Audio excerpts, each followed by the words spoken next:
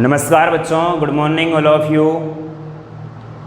मैं Ghanshyam Sharma JMD study में आपका हार्दिक अभिनंदन करता हूँ। तो मेरे प्यारे बच्चों, सभी स्वस्थ हैं और ठीक हैं और अपनी पढ़ाई कर रहे हैं। तो बच्चों, अपन ने लास्ट क्लास में एक्सरसाइज 5 अपन ने कंप्लीट कर लिया है।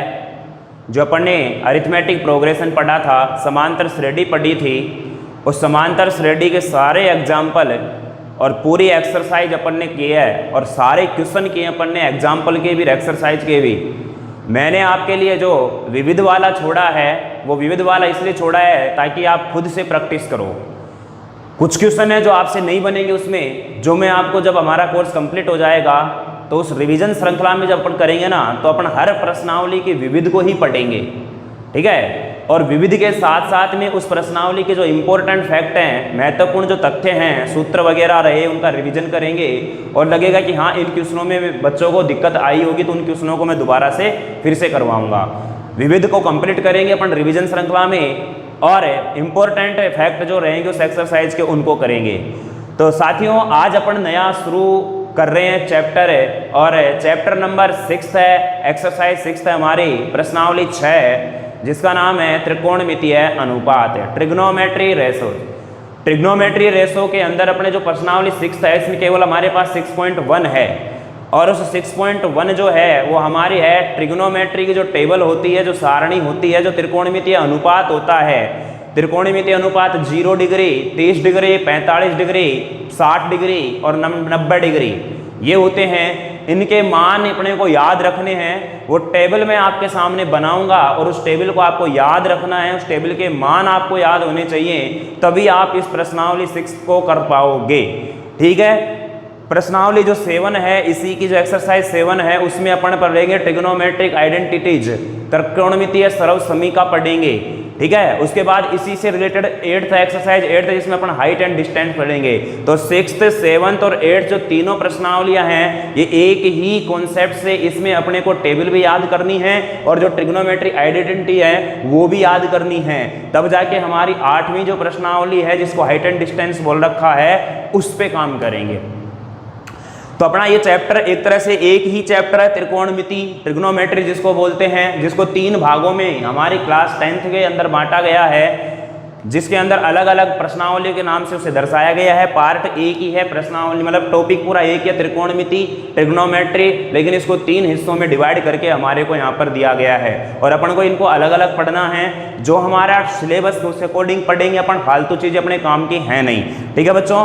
चलिएगा, तो देखिए त्रिकोणमिति अनुपात की जब बात करते हैं तो सबसे पहले इस त्रिकोणमिति अनुपात की समझ लेते हैं कि क्या होती है।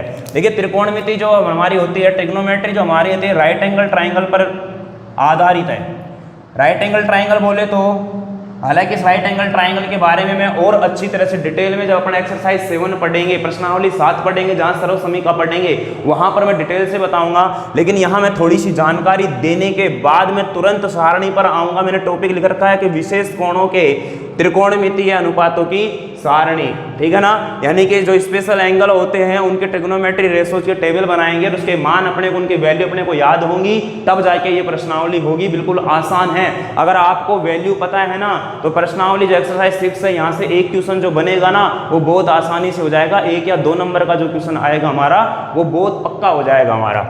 तो देखिए जो राइट एंगल ट्राइंगल क्या होता है, समकोण त्रिभुज क्या होता है कि इसका हमारे पास जो ये वाला कोण है ना, ये वाला कोण होता है हमारा 90 डिग्री का। कितने डिग्री का होता है? 90 डिग्री का होता है। यानी कि कोई भी एक राइट एंगल ट्राइंगल मेरे पास ABC है, ठीक है बच्चों। देखो ये जो होता है बच्चों, इसका होता है आधार, जिसको अपन बेस बोलते हैं। क्या होता है? आधार, जिसको अपन बेस बोलते हैं। ये जो होता है इसको लंब बोलते हैं। इसको क्या बोलते हैं? लंब बोलते हैं, परपेंडिकुलर बोलते हैं। और ये होता है हमारा हाइपोटेनस, इसको क्या बोलते हैं? कर्ण बोलते हैं। क्या बोलते हैं? कर्ण बोलते हैं। यहीं पर हमारे पास एक पाइथागोरस प्रमेय लगती है, जिसको बोधायन प्रमेय बोला गया है। यहाँ पर पाइथागोरस प्रमेय या बोधायन प्रमेय जो होती है, वो हमारी इस राइट एंगल ट्राइंगल से ही निकलती है। और जो पाइथागोरस या बोधायन जो प्रमेय होती है दोस्तों, वो होती है हमारी क्या? कर्ण is equal to under root में आधार का स्क्वायर प्लस में लंब का स्क्वायर। यानी कि जो कर्ण का मान होता है ना, जो हाइपोटेनिस कर्ण का मान होता है वो बेस के और परपेंडिकुलर के स्क्वायर का वर्गमूल होता है। क्या बोल रहा हूं मैं, जो कर्ण होता है, कर्ण का मान जो होता है वो आधार के और लंब के वर्ग के योग के वर्गमूल होता है। ध्यान से बोलो क्या बोल रहा हूं मैं, जो कर्ण होता है वो आधार के स्क्वायर और लंब के स्क्वायर के योग का वर्गमूल होता है।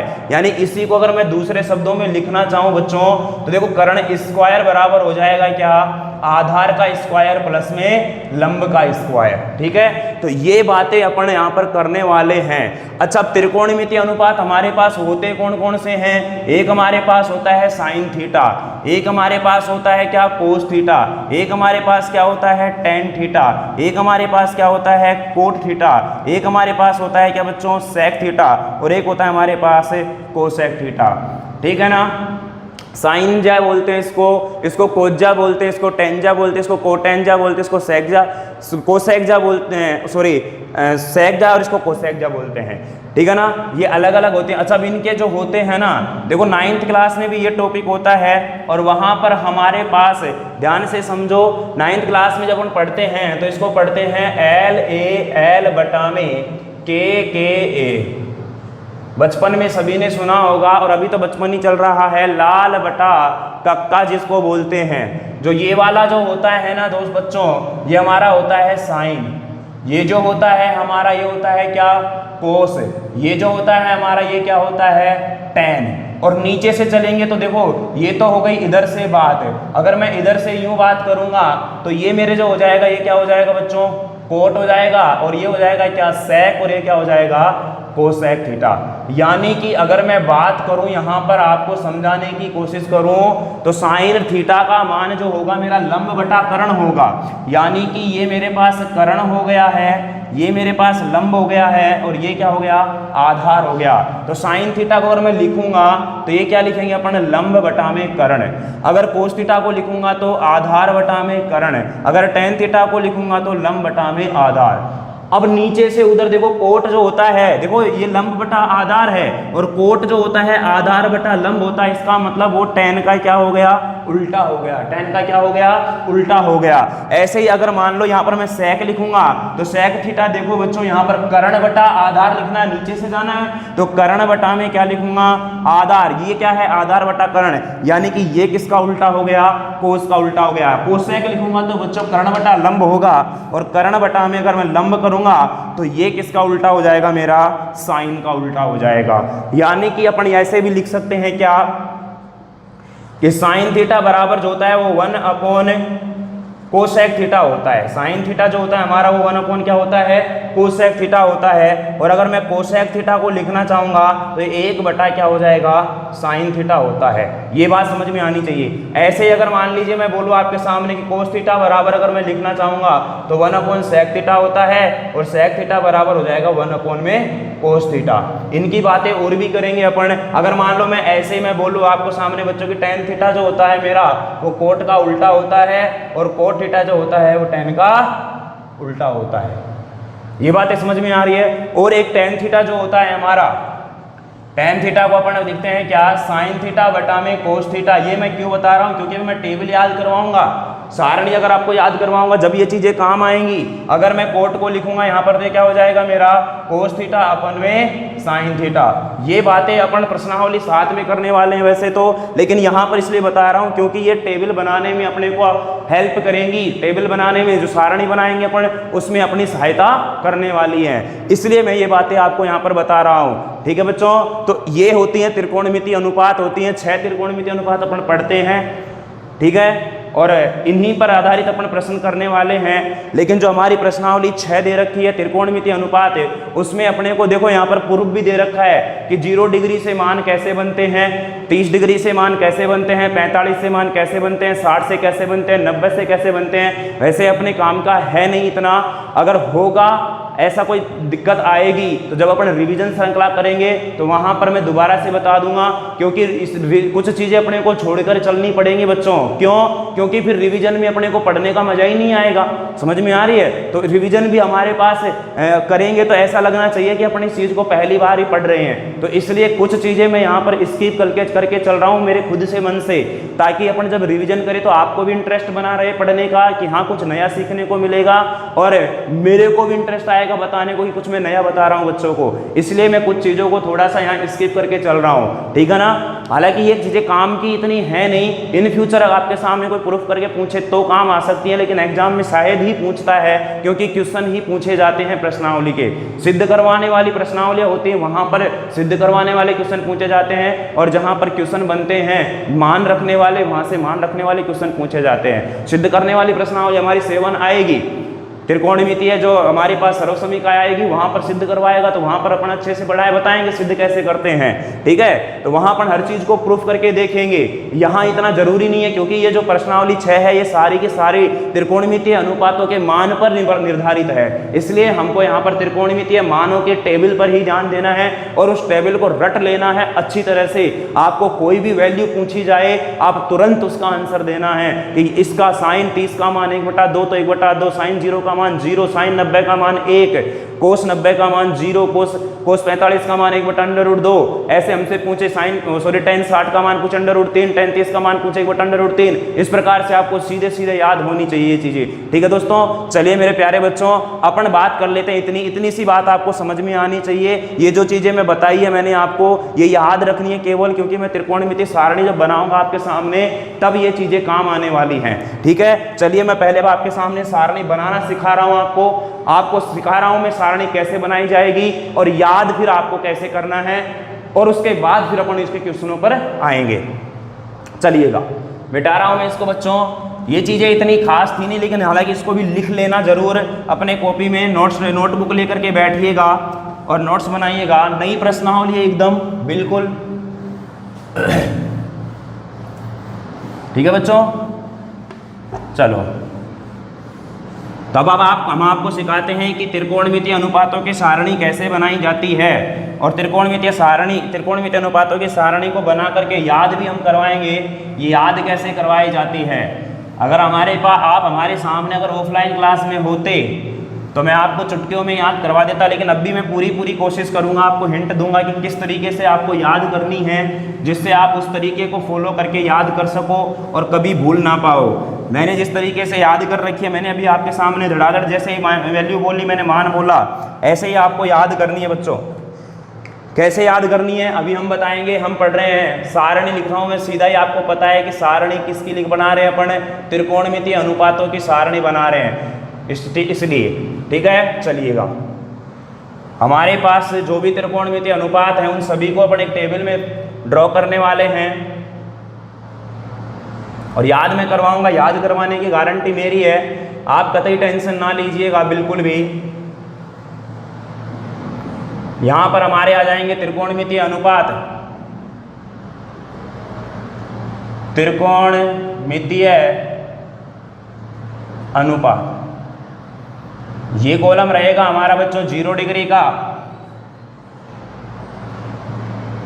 ये कॉलम रहेगा हमारा 45 डिग्री का, सॉरी 30 डिग्री का, 45 बाद में आएगा, 30 का, और ये वाला कॉलम रहेगा हमारा बच्चों 45 डिग्री का, और ये कॉलम जो रहेगा हमारा ये रहेगा बच्चों 60 डिग्री का, और देन लास्ट ये होगा हमारा 90 डिग्री का। चलिए अब इधर हमारा पहला है त्रिकोणमितीय अनुपात क्या, साइन थीटा। दूसरा हमारा है कोस थीटा, तीसरा हमारा है टेन थीटा, चौथा हमारा है कोट थीटा, और फिफ्थ है हमारा सेक थीटा, और लास्ट हमारा है कोसेक थीटा। अब देखना इधर की बनानी कैसी है सारणी को। ऊपर थोड़ी सी मैंने जगह छोड़ी है क्या, चलो छोड़ रखी है। देखना देखना बच्चों कैसे कैसे अपने को मान निकालने हैं। देखो यहां पर लिखो 0, यहां पर लिखो 1, यहां पर लिखो 2, यहां पर लिखो 3, यहां पर लिखो 4। देखो सारणी बनाने के लिए तो बनाना तो मैं सिखा दूंगा आपको, लेकिन याद होनी जरूरी है, क्योंकि वहां पर अपन सारणी बनाने नहीं बैठेंगे, नहीं तो टाइम बहुत ज्यादा खराब हो जाएगा। 1-2 प्रश्न हमारे आने वाले हैं, उसके लिए उसके चक्कर में अपन 5 मिनट वहां सारणी बनाने में निकाल देंगे। तो इसलिए आपको मैं सिखा जरूर रहा हूं, लेकिन वो याद रखनी है अपने को। बाई चांस अगर कभी भूल जाओ और समय बच रहा हो आपके पास, तो फिर इस चीज को आप वहां पर आजमा सकते हो, वहां पर यूज कर सकते हो। अब आप इन सभी में दे दो बच्चों 2 का भाग, सॉरी 4 का भाग। इन सभी में आप दे दो कितने का भाग? 4 का भाग। इन सभी में 4 का भाग दे दो। 4 का भाग देने के बाद इन सभी का निकाल लो वर्गमूल। वर्गमूल बोलते हैं अंडर रूट को। इन सभी का क्या निकाल लो? वर्गमूल। जो ये मान आएगा ना फिर वो आएगा हमारा साइन का। और ध्यान रखना बच्चों, अगर टेबल में हमें एक मान पता लग गया ना कि साइन के मान क्या क्या हैं, तो फिर सारणी को तो बनाना आसान है, और सारणी अगर हमारी बन गई ना तो फिर याद करना भी आसान है, वो भी मैं आपको सिखाने वाला हूं। तो बच्चों यहां पर देखना, अगर अब आप 0 में 4 का भाग दोगे ना, 0 में अगर 4 का भाग दोगे, ध्यान दो बच्चों, इधर एक छोटी सी बात मैं बताता हूं आपको कि 0 में अगर मैं 4 का भाग दूं या 4 में मैं 0 का भाग दूं, तो इस वाली कंडीशन में तो आएगा 0 और इस वाली कंडीशन में आएगा अनंत। क्या आएगा? अनंत। तो यहां पर मुझे बताना, और 0 का वर्गमूल क्या रहेगा? 0 ही रहेगा। अब देखो 1 का वर्गमूल तो 1 होता है, और 4 का वर्गमूल कितना होता है? 2। क्योंकि 4 किसका वर्ग है? 2 का। देखो यहाँ कट रहा है, 2 एकम 2 और 2 दूनी 4। 1 का वर्गमूल तो 1 हो गया, लेकिन अंडर रूट 2 हमारा ऐसे के ऐसे। अब ये कट नहीं रहे तो देखो अंडर रूट 3, तो अंडर रूट 3 क्योंकि इसका वर्गमूल नहीं निकलता, और 4 का वर्गमूल कितना होता है? 2। देखो 4 से 4 कट जाएगा, तो यहाँ तो केवल अब 1 ही बचा। 1 ही बचा तो 1 का वर्गमूल क्या निकलेगा? 1 ही निकलेगा। तो अब मैं क्या बोलूंगा आपको, क्या बोलूंगा बच्चों, कि साइन 0 डिग्री का मान 0, साइन 30 डिग्री का मान 1/2, साइन 45 डिग्री का मान 1/√3, साइन 60 डिग्री का मान √3/2, साइन 90 डिग्री का मान 1। ऐसे अपने को ये चीज निकाली। अब अगर ये मान निकाल लिया तो अब करना क्या है? साइन के मान निकाल लिए अपन ने। साइन में 0 का मान 0, साइन 30 का मान 1/2, साइन 45 1/√2, साइन 60 √3/2 और साइन 90 1। साइन के मान निकाले तो कोस के मान पर आ जाओ। अब कोस के मान पर आएंगे ना, तो ध्यान रखना यहां पर जो इस प्रकार से बनेगा, जो साइन 90 डिग्री का मान होगा ना वो कोस 0 डिग्री के होगा। साइन 90 डिग्री का जो मान होगा वो कोस 0 डिग्री के बराबर होगा। मैं बोलूँ आपको कि साइन 30 डिग्री का जो मान होगा ना वो कोस 60 डिग्री के बराबर होगा। यानी कि यहाँ पर इन दोनों का टोटल 90 डिग्री बनना चाहिए कोणों का होगा। तो मुझे बताना यहाँ पर साइन कोस 0 का मान निकालना है, तो साइन 90 का मान कितना है? 1। यानी इसका उल्टा कर दो। अब ये वाला मान यहाँ जाएगा, ये वाला मान यहाँ चला जाएगा, ये वाला मान यहाँ आएगा, ये वाला मान यहाँ चला जाएगा, और ये वाला मान ऐसे कैसे रहेगा, इसमें चेंज नहीं होगा। बात समझ में आ रही है? क्योंकि 45 और 45 90 ही होता है। तो बच्चों यहाँ पर ध्यान रखना, कोस 30 का मान तो किसके बराबर होगा? साइन 60 के। तो ये हो गया क्या? √3/2। ठीक है। ऐसे ये ऐसे कैसे हमारा रहेगा? 1/√2। ये ऐसे इसका मान देखो, ये इधर आ जाएगा, ये इधर गया तो ये इधर आ जाएगा, तो ये क्या हो जाएगा? 1/2। और ये 1 अगर यहां आ गया तो 0 कहां जाएगा? यहां पर जाएगा। समझ में आई? तो साइन का भी मान निकाला, कोस का भी मान निकाला। अब निकालते हैं किसका मान? tan का। tan का मान निकालना है तो मैंने अभी अभी लास्ट बताया था, किस लिए कि tan थीटा बराबर हमारा क्या होता है बच्चों? साइन थीटा बटा में कोस थीटा। अब साइन के मान में कोस के मान का भाग दे दो, साइन के मान में कोस के मान का भाग दे दो। साइन 0 के मान में कोस 0 के मान का भाग। समझ में आ रही है? साइन 30 के मान में कोस 30 के मान का भाग, साइन 45 के मान में साइन कोस 45 के मान का भाग, साइन 60 में कोस 60 के मान का भाग, और ऐसे ही साइन 90 में कोस 90 के भाग। इस प्रकार से भाग देने पर जो बनेगा वो हमारा आ जाएगा किसका मान? tan का मान। तो बच्चों यहाँ 0 में अगर मैं 1 का भाग दूंगा, देखो 0 में आप किसी संख्या का भाग देते हो ना तो हमेशा 0 ही आता है। तो 0 में अगर मैं 1 का भाग दूंगा तो क्या आएगा? 0। अब देखो 1/2 में √3/2 का भाग देना। इधर देखो 1/2 में मुझे भाग देना है √3/2 का। बच्चों देखो ये नीचे भिन्न के नीचे भिन्न होती है ना, तो ये नीचे वाली जो भिन्न है ये ऊपर जाके बदल जाती है। ऊपर जाके ये बदल जाती है तो ये 2 बटा क्या आ जाएगा? √3 आ जाएगा। तो बच्चों ये क्या बन जाएगा? 1/2 गुणा 2/√3 हो जाएगा। तो 2 से 2 कट जाएगा और क्या बन जाएगा, 1/√3। यानी कि ये 2 से 2 कट गया और ऊपर तो बचा 1 और नीचे बचा √3। ठीक है, अब ये दोनों समान हैं, ये दोनों समान है तो दोनों आपस में कट के क्या रहेगा, 1 रहेगा। ऐसे ही देखो 2 से 2 कट जाएगा, ये क्या बचेगा, √3 और बटा में 1 होगा, 1 का भाग देंगे तो वही आएगा। अब देखो संख्या में 0 का भाग देंगे तो क्या आएगा, अनंत आएगा। अब जैसे साइन और कोस में उल्टा, साइन का मान निकालने के बाद जैसे कोस में अपन ने उल्टा किया ना, ऐसे ही tan का मान निकालने के बाद कोट में उल्टा कर दो। यानी कि जो ये मान होगा वो तो यहां चला जाएगा, ये वाला मान कहां जाएगा, यहां जाएगा, ये ऐसे के ऐसे रहेगा, ये वाला मान यहां जाएगा 1/√3 और ये चला जाएगा 0। समझ में आई बात? अरे क्लियर है? तो इतनी बात आपको समझ में आनी चाहिए। सारणी कैसे बनाते हैं मैं सिखा रहा हूं आपको। तो ये हमारा क्या है, अनंत है। ठीक है, अब देखो, अब सेक का मान निकालना है। अब सेक का मान निकालना है तो देखो सेक किसका उल्टा होता है, कोस का उल्टा होता है। सेक थीटा किसका उल्टा होता है, अरे ढोड़ो, सेक थीटा होता है ढोड़ो किसका उल्टा, 1/कोस थीटा। यानी कि मैं आपको एक बात बोलूं कि अगर मुझे बच्चों सेक थीटा का मान निकालना है तो जो मान हमारे कोस थीटा के हैं ना, उन सभी को उल्टा कर दो। हेलो, क्या बोल रहा हूं मैं? सेक थीटा का मान निकालना है तो कोस थीटा के मानों को उल्टा कर दो। उल्टे का मतलब है ऊपर वाली संख्या नीचे और नीचे वाली ऊपर। तो मेरे बच्चों कोस के मान को उल्टा करना है, ये मान निकालना है। तो कोस के मान 1 का उल्टा 1/1 यानी क्या आएगा, 1। √3/2 का उल्टा करूंगा तो 2/√3, राइट। 1/2 का अगर मैं उल्टा करूंगा तो √2/1 होगा। 1/√2 का उल्टा करूंगा तो √2/1 होगा, 1 का भाग दूंगा तो कोई प्रभाव नहीं पड़ेगा। ऐसे अगर मैं 1/2 का उल्टा करूंगा तो ये 2/1 होगा और इस पर कोई प्रभाव नहीं पड़ेगा।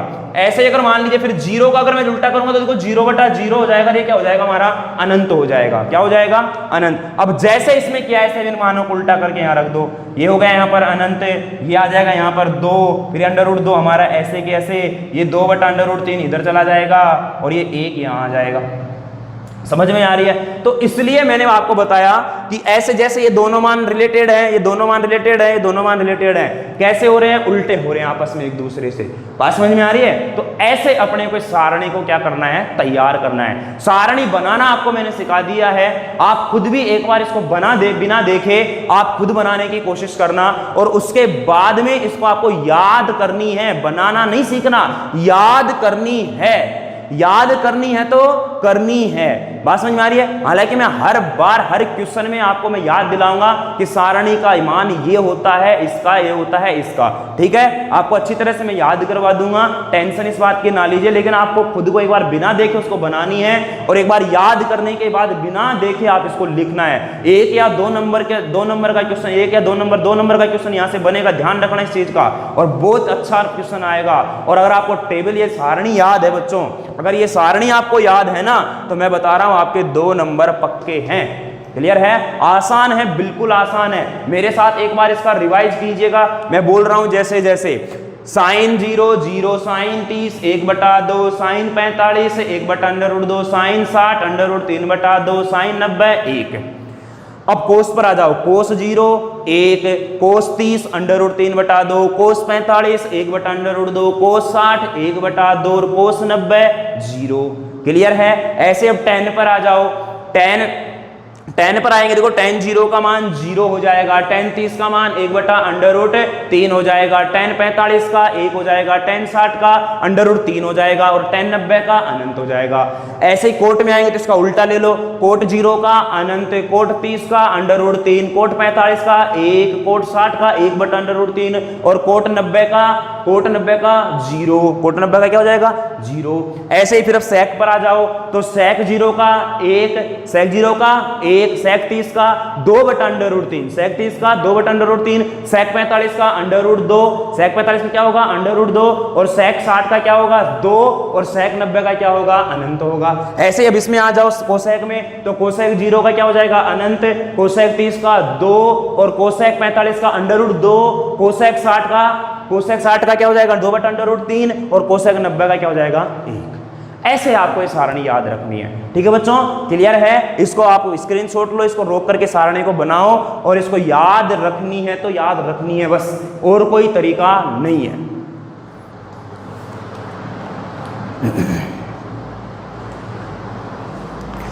अब एक दो उदाहरण कर लेते हैं इसके, जिससे आपको इसका पता लग जाएगा कि आज अपन ने क्या क्या पढ़ा। दो उदाहरण अपन इसके कर लेते हैं और फिर आप बाकी कल करेंगे।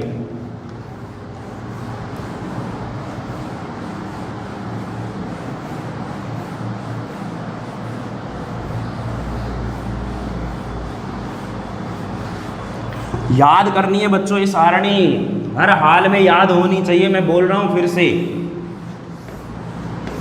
क्योंकि ये आगे भी सारी प्रश्नावलियों में काम आएगी। ध्यान रखना, ये तो सारणी बहुत इंपॉर्टेंट है। सारणी कम से कम ये 2 नंबर की नहीं, इसको ये मान के चलो कम से कम हमारी 10 से 12 नंबर का मैटर है ये सारणी में। क्योंकि अपन प्रश्नावली 7 पढ़ेंगे, सर्वसमी का पढ़ेंगे तो वहां पर भी इसका काम करेंगे, और जब अपन ऊंचाई और दूरी पढ़ेंगे ना, वहां पर भी इस पर काम करने वाले हैं। ध्यान रखना, ऊंचाई और दूरी से जो प्रश्न आएगा ना, वो हमारा कम से कम 4 से 5 नंबर का आएगा, और इस टेबल से बिना वो क्वेश्चन नहीं होगा, इस बात का ध्यान रखना। ये टेबल हमारी 10 से 12 नंबरों की है, 2 नंबरों की नहीं है। 2 नंबरों की तो इस प्रश्नावली से क्वेश्चन आएगा, लेकिन प्रश्नावली जब अपन 8 पढ़ेंगे, ऊंचाई एवं दूरी, वहां पर 4 से 5 नंबर का क्वेश्चन बनेगा, जो इस टेबल के मान अगर याद है तो प्रश्न आप आसानी से कर लोगे। चलो चलिएगा, अपन पढ़ते हैं example number first. Example first इसका ले लेते हैं। एग्जाम्पल फर्स्ट दिया है बच्चों, tan square 60 degree, tan square 60 degree plus में 3 cos square 30 degree, 3 cos square 30 degree का मान ज्ञात करो, का मान ज्ञात कीजिए। देखो ऐसे प्रश्न ही आते हैं एग्जाम में सीधे सीधे। अब यहां पर आपको कुछ नहीं करना, सबसे पहले तो आपको यह देखना है कि tan 60 का मान क्या होता है। सारणी याद रखो, एक पेज में आप लिख लो उसको अलग से, और घूमते फिरते इधर उधर डोलते हुए आप उसको देख लिया करो कि हाँ ये मान है, और गुनगुनाया करो उसको। अगर आपने 2 4 5 बार अगर ऐसा किया ना, तो सारणी आपके हमेशा हमेशा के लिए, मैं ये नहीं कह रहा कि 10वीं के एग्जाम, हमेशा हमेशा के लिए आपके दिमाग में सेट हो जाएगी। केवल बस आपको एक बार उसका रिवीजन करना पड़ेगा, वो की वो आपकी मेमोरी सारी की सारी याद आ जाएगी। ठीक है बच्चों, तो tan 60 का मान होता है √3, और इसका हो रहा है स्क्वायर, तो इसका भी कर दो क्या, स्क्वायर। प्लस का चिन्ह है तो प्लस है, 3 ऐसे की ऐसे, 3 को रहने दो भाई। कोस 30 है, कोस 30 है, और कोस 30 मैंने याद करवाया था। कोस 30 क्या होता है, √3/2, और इसका हो जाएगा क्या, स्क्वायर हो रहा था, स्क्वायर। तो बच्चों ये देखो √3 का स्क्वायर, ध्यान दो इधर। अगर मैं √3 को √3 से गुणा करता हूं, समान संख्याओं को √रूट में गुणा करते हैं। क्या बोल रहा हूं मैं, समान संख्याओं को √रूट में गुणा करते हैं, तो √रूट का चिन्ह हटके वह संख्या एक बार लिख दी जाती है। तो बताना ये कितनी बार लिखा जाएगा, 3 हो जाएगा। प्लस में ये हो जाएगा 3 गुणा 3/2 का वर्ग 4। तो बच्चों ये हो जाएगा 3 + 3 तिया 9/4। देखो 4 तिया 12, 12 और 9 21/4 हमारा क्या आ जाएगा आंसर। 21/4 हमारा क्या जाएगा आंसर। ये पता नहीं 4 तिया 12 क्यों कर दिया, अरे यहाँ पर 1 है लघुत्तम, 4 लेंगे तो 4 तिया 12 और 12 और 9 21 क्या हो जाएगा 4 हो जाएगा। यानी कि ऐसे लिख लो इसको 12 + 9/4। ज्यादा भी दिक्कत आ रही है तो ये अगर मान आपको याद है बच्चों, तो आप प्रश्न आसानी से कर सकते हो। अगर मैं बात करूं इसी का एग्जाम्पल नंबर 2, इधर लिख देता हूं, चलो मैं उसको। एग्जाम्पल 2 दे रखा हमको, sine 60 degree, sine 60 degree plus में, सॉरी प्लस नहीं है, cos 30 degree, sine 60 degree, cos 30 degree plus sine 30 degree, sine 30 degree और कोस 60 डिग्री का मान ज्ञात करना है। क्या करना है, इसका मान ज्ञात करना। वही हमारे पास टेबल आ गई, फिर से हमारे पास क्या आ गई है, टेबल आ गई है। टेबल में भी देखो साइन 60 का मान √3/2, ऐसे ही कोस 30 का मान देखो भी गुणा हो रहा है, तो √3/2 ये हो रहा है प्लस साइन 30 का मान 1/2 प्लस कोस 60 का मान गुणा है, सॉरी 1/2।